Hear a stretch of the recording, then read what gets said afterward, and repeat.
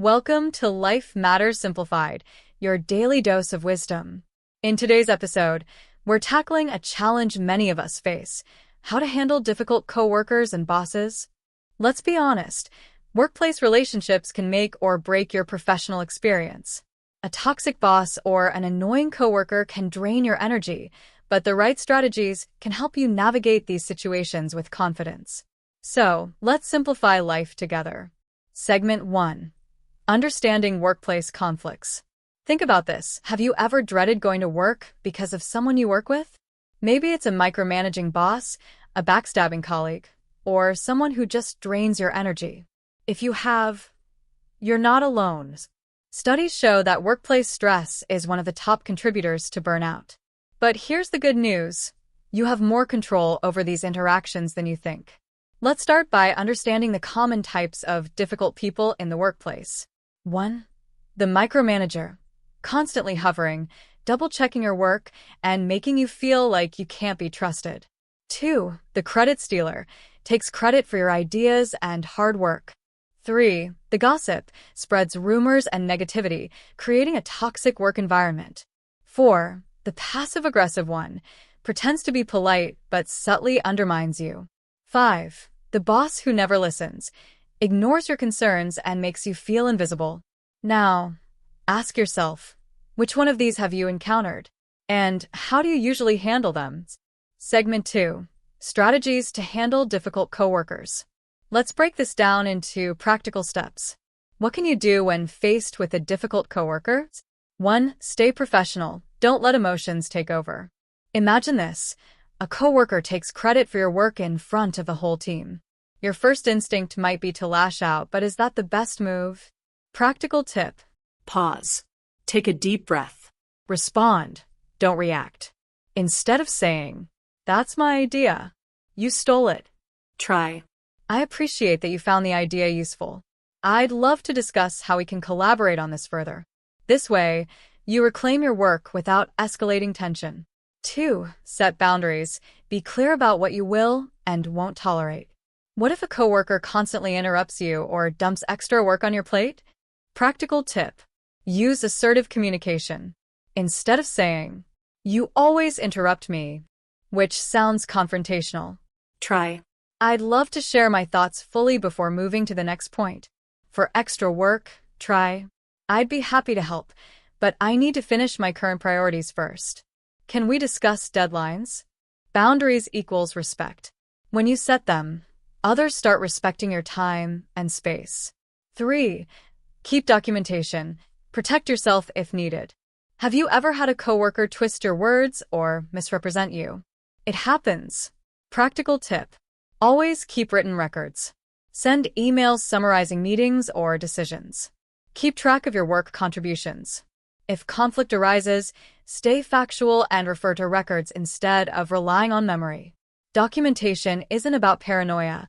It's about protecting your professionalism. Segment 3. Strategies to handle a difficult boss. Now, what if the challenge isn't a coworker but your boss? 1. Understand their management style. Not all difficult bosses are bad people. Some are just under pressure themselves. The key is understanding their triggers and expectations. Practical tip. Observe and adapt. Ask yourself, do they prefer detailed updates or quick summaries? Do they like direct communication or formal emails? Are they results-driven or process-focused? By understanding their style, you can communicate in a way that resonates with them. 2. Manage up. Influence your boss without confrontation. Ever felt unheard in a meeting? Or like your boss doesn't appreciate your contributions? Practical tip. Reframe your approach. Instead of saying, "You never listen to my ideas," Try. "I'd love to contribute more to our team's success. Could we set up a regular check-in to align on priorities?" Bosses appreciate solutions, not complaints. 3. Know when to escalate and how to do it right. What if your boss is truly toxic, yelling, belittling, or taking advantage of you? Practical tip. 1. Document incidents with dates and specifics. 2. Speak to HR or a higher authority only if necessary. 3. Stay factual, not emotional. Example. On 3 occasions this month, I was asked to work past my agreed hours without compensation. I'd like to discuss a fair workload balance. Escalating isn't about revenge. It's about ensuring a fair work environment. Segment 4. Mindset shifts for long-term workplace success. Handling difficult people isn't just about strategies, it's about your mindset. Here are 3 shifts that will change how you handle workplace conflicts. 1. Stop taking it personally. A rude email from your boss? A coworker ignoring you? It's easy to assume it's about you, but often it's about them. Mindset shift. People's behavior is a reflection of their own struggles, not yours. 2. Focus on what you can control.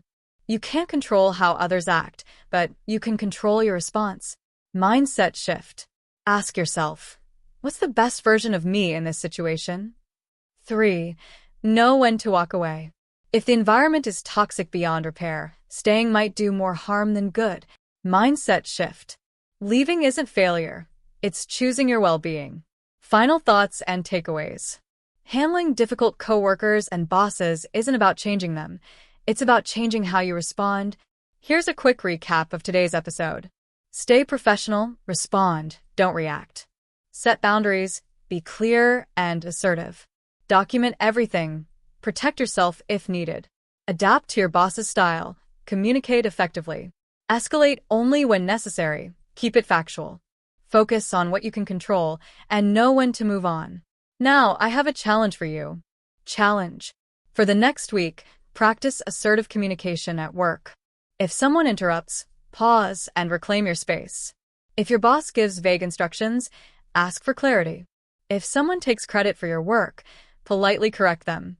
See how small shifts in communication transform your work relationships. If you found this episode valuable, don't forget to like, subscribe, and share. Join us next time for another dose of wisdom, right here on Life Matters Simplified. Until then, stay professional, stay assertive, and keep thriving at work.